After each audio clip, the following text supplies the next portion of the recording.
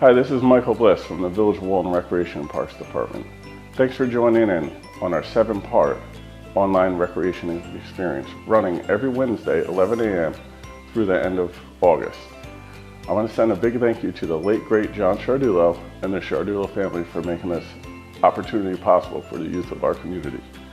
Please share on your Facebook and spread the word to all the kids in our community so they can get involved in the fun. Enjoy the show.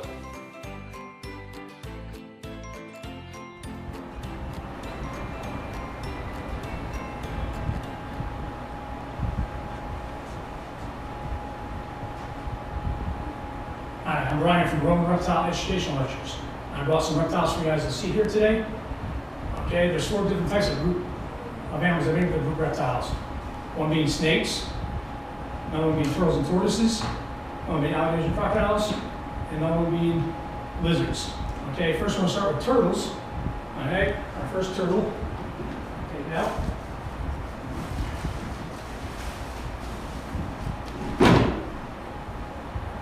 Is a red-eared slider. Now you see he sticks his head out. Behind this eye, there's a red stripe where his ear is, and that's how he got his name. It's a red-eared slider.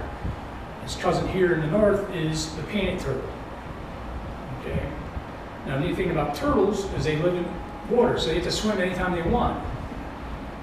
They live in streams, rivers, lakes, oceans. Okay. And that's where they make their home. But on land, if they come on land, they have a shell, and that can be their home. If something bothers them, they'll pull in their shell, so the shell acts as protection for them. So if he gets upset, he'll pull into his shell, his legs, and his head, and protect himself from other animals. Okay. In the water, they are carnivores where they eat all different types of meat. They will eat some plants, but mainly different types of meat, such as fish, crayfish, frogs, snakes, things like that. Okay. Now, turtles, they always need water, and they live to be about 20 to 30 years old. And so we'll put him down.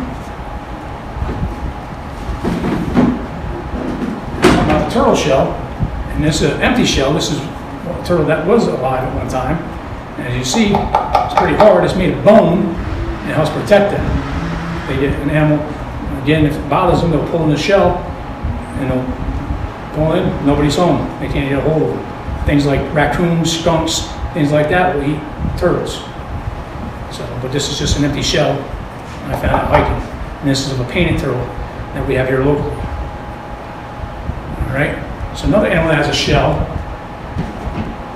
but it's not a turtle, but what's similar is a tortoise. Now this tortoise here is different than a turtle in that it lives on land, not in water. And gets most of it, what it drinks, or what it needs moisture-wise, from what it eats, and that's different plants. So these guys will walk along the ground, and they'll graze on grasses, vegetables, fruits such as berries, things like that. And they usually dig burrows. That's why he has these big claws in the front of his front foot, help dig burrow to get out of the sun. Or sometimes they're just lazy, they'll let another animal dig a burrow and they'll use it. So you often come across, as they check burrows, you'll see different animals sharing, cohabitating with each other in a burrow to get out of the sun or the cold. So again, this is a tortoise.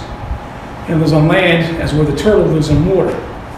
Also, tortoises, they have a longer life expectancy. They can live to be over 100 years old. So this is a Russian tortoise. Okay, and he not only lives in Russia though, he always lives in Middle Eastern countries and stuff. So where he walks around in a desert type dwelling, eating different grasses and plants that he can come across. All right, so that's the Russian tortoise.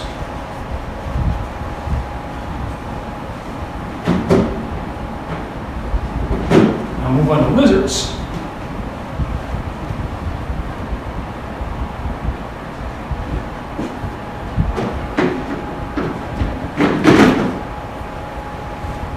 The first guy we have here is a bearded dragon, an Australian bearded dragon. He is indeed from Australia. Okay, he's called a bearded dragon because when he feels upset or threatened, he will puff his throat out and it turns black. And being he has these whiskers, but these spikes, which are special scales, he puffs it out. Looks like he has whiskers, like he needs to shave. So you have to name bearded dragon. So like the tough puffer fish that's found in Nemo, he'll blow his body out too, puff his body out, and he has these spikes on the side, which protect him from other animals.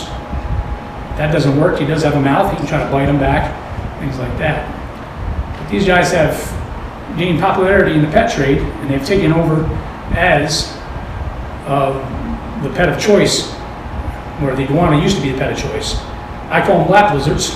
You have a rough day at work, come home, like that, relax, sit down, watch some TV, set them on your head, do things, silly things like that, put them on your shoulder, they'll just hang out and relax. So he's rough to the touch. They also live in a desert type setting. Okay, he's rough to the touch, sort of like sandpaper, but these are all scales and stuff to help protect them in that environment from other animals, also from drought and things. This helps retain moisture, just like a cactus needle, which is a modified leaf. It will help them retain more moisture in their body while there's a drought. Okay, he eats different types of insects, he'll eat fruits, vegetables, all kinds of different plants, flowering plants, things like that. He'll go in and eat baby mice, he'll eat, raid rodent nests and eat the small mice.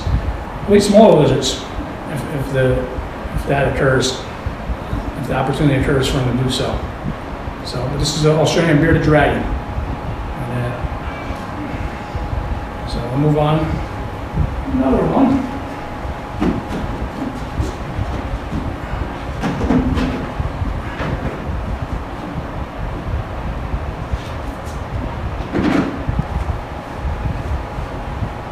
And this is a blue-tongued skink. Now, he's called a blue-tongued skink because simply he has a bright blue tongue. If he lets us stick it out, you'll see that. Now, skinks are different in that they have short legs, they have a head shaped like a shovel, so that helps them dig burrows and things like that. But he also has external ear openings, and that's what the bearded dragon does also. But here you can really see them pretty prominent, like that. You see a hole inside his head, there's nothing wrong with him. That's his ear. Okay, he's another fruit eater and basically an omnivore. Eat different fruits, different plants, things like that. He'll also eat different rodents. If there's a small fish in a puddle, he'll eat that. But he's called blue-tongued skink, but I say he has that bright blue tongue, and that's a warning sign. Bright colors are warning signs of things that are poisonous in the wild, such as blues, oranges, yellows, reds. But he actually is not. But animals don't know that. Open that mouth up real wide and stick that blue tongue out, and you'll see that bright color, and hopefully scare away the predator that's trying to bother and eat him. If that doesn't work, he does have very powerful jaws, and he can bite down and inflict a painful bite to whoever's harassing him. All right.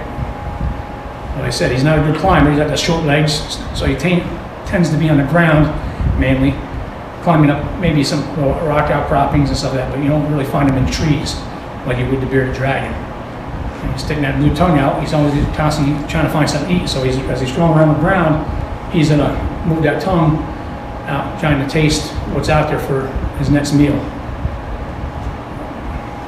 Anyway.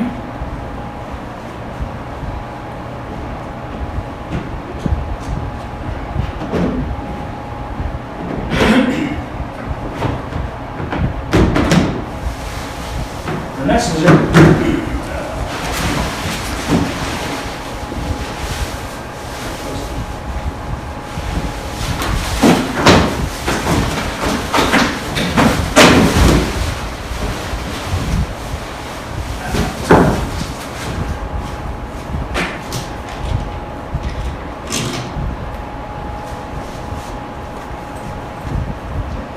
The next guy is a Argentine black and white Tegu. Yeah, we woke him up, woke her up. So she's a little rambunctious. Okay, she's got that long tail, or long tongue rather, and she's constantly flicking, tasting air to see if there's anything out there to eat. Okay, it's a very snake-like tongue. All right, but these guys in South America eat pretty much anything they can find. They eat snails, they'll eat fish, they'll eat birds, bird eggs, different rodents, they'll eat snakes. They'll also eat smaller lizards, wherever they can overpower. They have very strong jaws, like that. They have these big claws on their feet. And they have a tail that's very strong, helps them with swimming. They're big swimmers, like that. And they'll do that. She just wants to go up and rest. So, but they have this long, big tail that they use for swimming. So, let her relax for a little bit. Do that, all right. So, that's the Argentine black and white Tegu. There we go. All right. So put her away.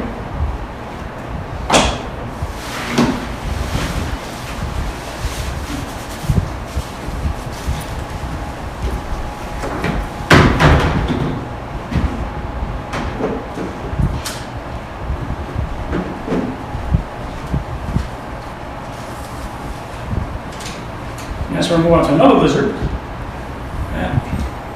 The lizard is kind of unique in that it is what they call a legless lizard. And you see, it has no legs at all.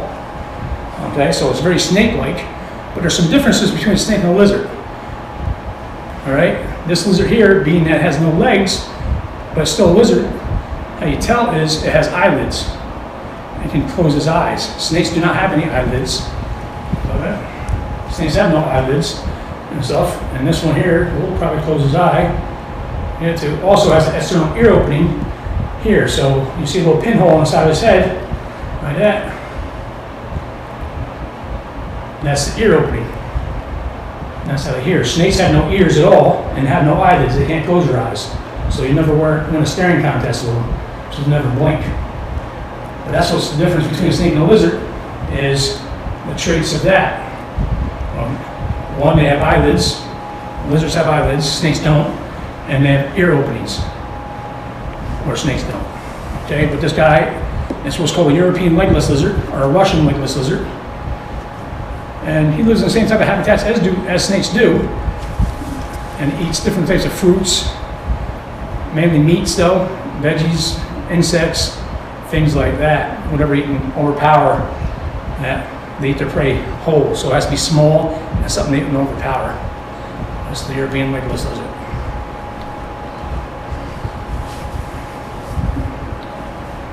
So, if you see this, so not all the time you see this a snake with no legs, is it a snake?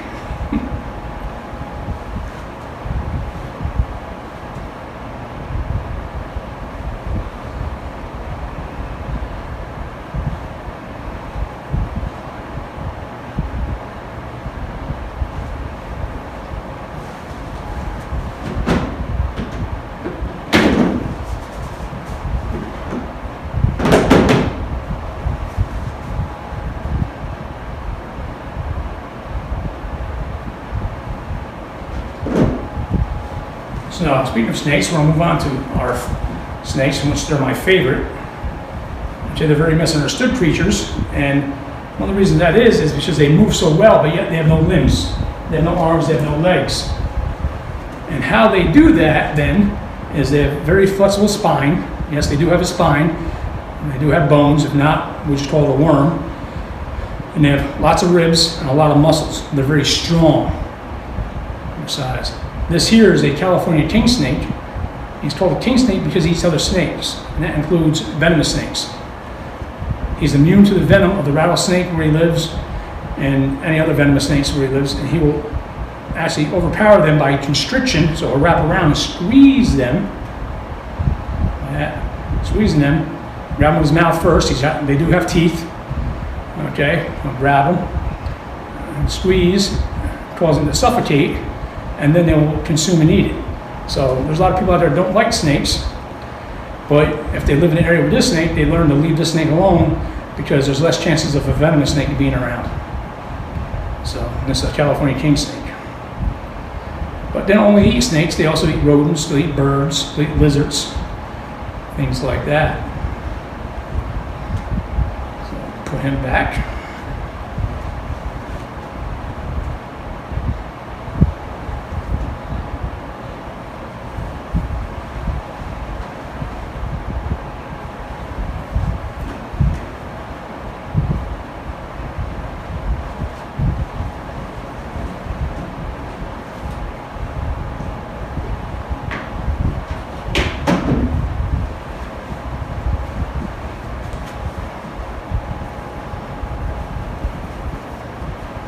Another snake we have here is a corn snake. Now I was saying before, snakes do have no ears. Okay, they do have a middle ear bone inside their skull, which they pick up vibrations, but they actually can't hear my voice as we speak right now. This is called a corn snake, or also known as a red rat snake, and this guy eats exactly that. He's called a corn snake because on his belly he has a pattern that looks like Indian corn. We put out during the fall for decoration. Now we have a similar snake here called the eastern milk snake that looks similar to this guy, but these guys are not found here in New York State. They're indeed actually found in southern New Jersey, central Pennsylvania, and further down south. These are what's called active hunters, so he tends to crawl around a lot, and he seeks out his prey.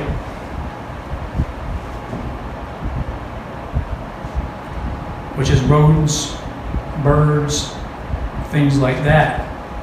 And this activity, the way he hunts, gets him in trouble because if a rodent happen to walk into your house, out in your home, he will chase after it and go right into the home.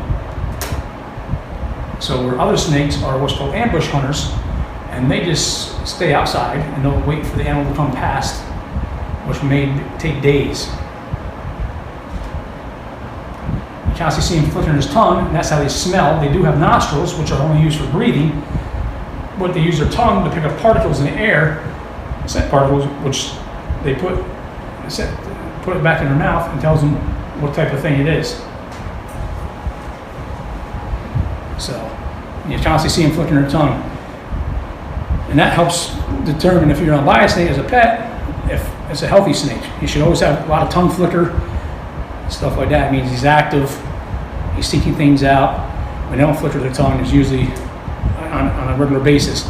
It's usually a sign of the animal's ill. So these guys can get about 4 to 5 feet long. They're great climbers. People see them often climb up the side of their house, which is either going after rodents or they're going up to a bird's nest, things like that. They eat the baby birds or the eggs. Okay, they have a cousin that we have here locally called a black rat snake, and they'll constantly get in hen houses and they'll eat the chicken eggs. Not so much they're in there to eat the chickens, but the eggs. So this is like I said again, a corn snake or a red rat snake.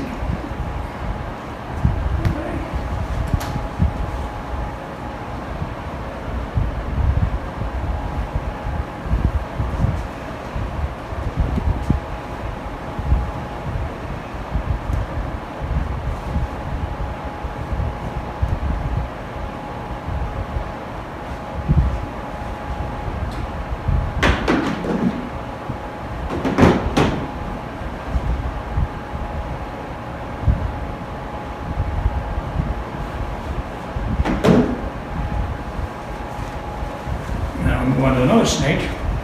This guy's from Africa. This is what's called a ball python.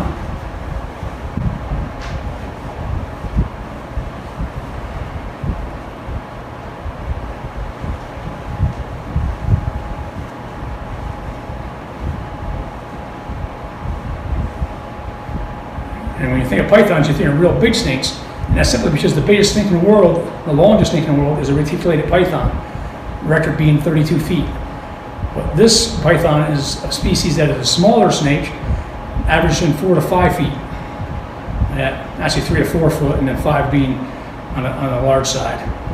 But this is a ball python I've had for 24, 25 years.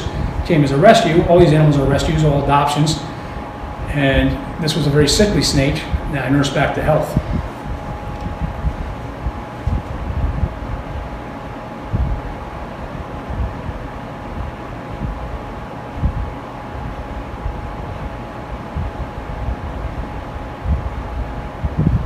if you're able to touch this guy, you see how much muscles they have.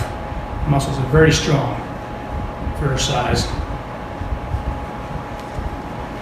Okay, and it's called a ball python because in the wild, they will roll up in a tight ball to protect their head because they have no limbs to fend off animals. If the animal attacks them, the only mode of defense is their mouth, which has lots of teeth. There's two rows of teeth in the top of their mouth, which is about 200, and 100 in the bottom of their mouth.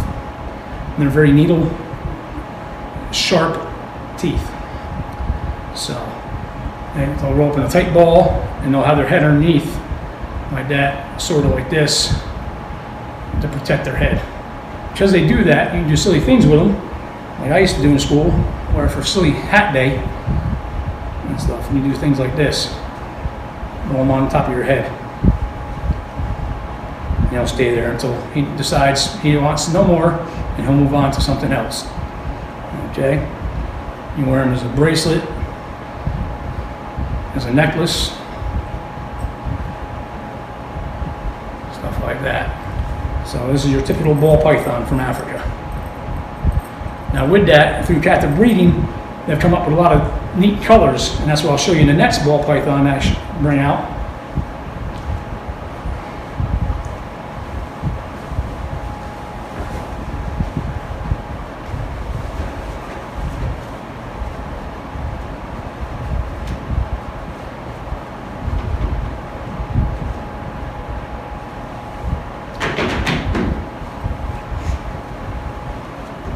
And you might be asking yourself, like, how can these animals breathe?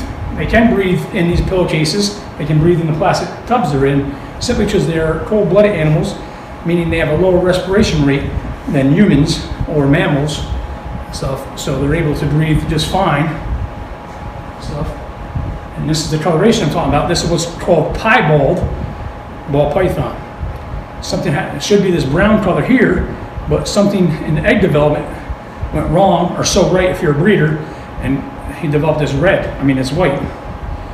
It's white right here, and that's what's called piebald. It happens in the wild, happens in deer, happens in different wild animals and stuff, birds. You see these white patches on, and that's called piebald.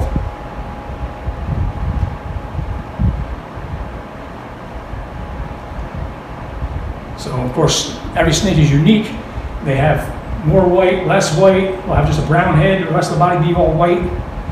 It's all variation. And like I said, that's something that happened in the egg. There's something wrong with the egg. How do you know which ones are safe to play with and touch and show? Well, what you call it, it's all a matter of handling. You know, all of them have the ability to bite. Anything with a mouth could bite. And so it just comes with time handling, you're gonna get bit. You know, I meet a lot of kids, they wanna work with animals, and I tell them right away, one of the things that are gonna happen, if you work with animals, one, you're gonna get pooped on, two, you're gonna get bit. It happens, it's a part of the game and stuff. But you just learn to leave these animals in. We don't know what they've been through, how they are. They are wild animals, and technically, their brain capacity is not that big. So we just handle them, and better us get bit than you. And, you know, we pride ourselves on doing safe programs and not having issues, stuff like that. So, but we always keep the head away from people also. So that also helps. And you work with them so long, you tend to read them, learn how to read them too, and how they're gonna act.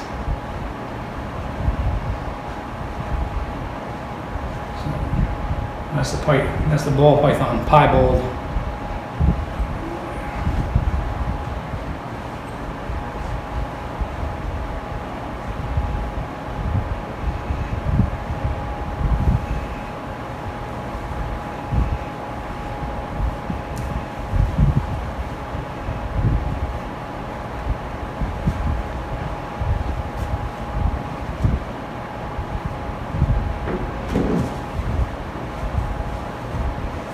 Our last snake here, our last animal of the program.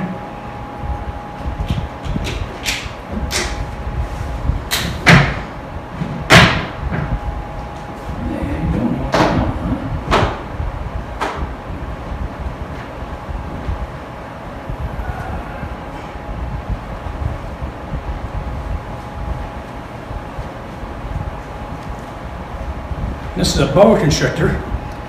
Okay, we usually have a much larger one, but she surprised us this year, and she gave birth a few weeks ago to 14 live babies. They bear live young, that where the snakes we just saw all lay eggs. And this is a Colombian red-tailed boa from South America. Okay, and they get to be 8-9 feet long, some over 10. Where first born, they climb up in trees, and that's where they live in the trees and stay up in the trees until they get too large for the branches, and then they'll go down to the ground. But they let the animals come to them as far as feeding goes, and that's in the form of parrots, possums, different rodents, small monkeys, things like that. And once they get larger, they'll go to the ground and start hunting for things like caimans, which is a South American alligator, small cats, different things like that. He's got this line right here behind his eye. It's almost like mascara, almost like a baseball player puts underneath his eye to keep the shade out. That stops the sun from sparkling off his eye, giving him away his camouflage while he's living in the tree canopy. So that helps cut down on the reflection of the sun to give himself away.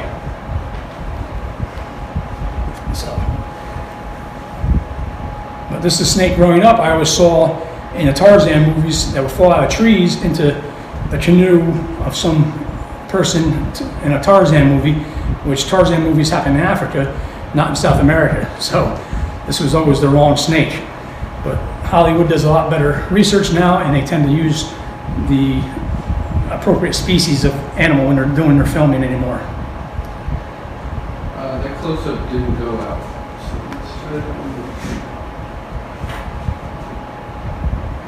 So we're showing here the dark stripe behind his eye that runs along his jawline helps keep the light from shining off of his eye and giving away his location while he's hiding and wait for a prey item to come by. Which he'll do up in the trees, and that could be, like I said, a parrot, any kind of mammal.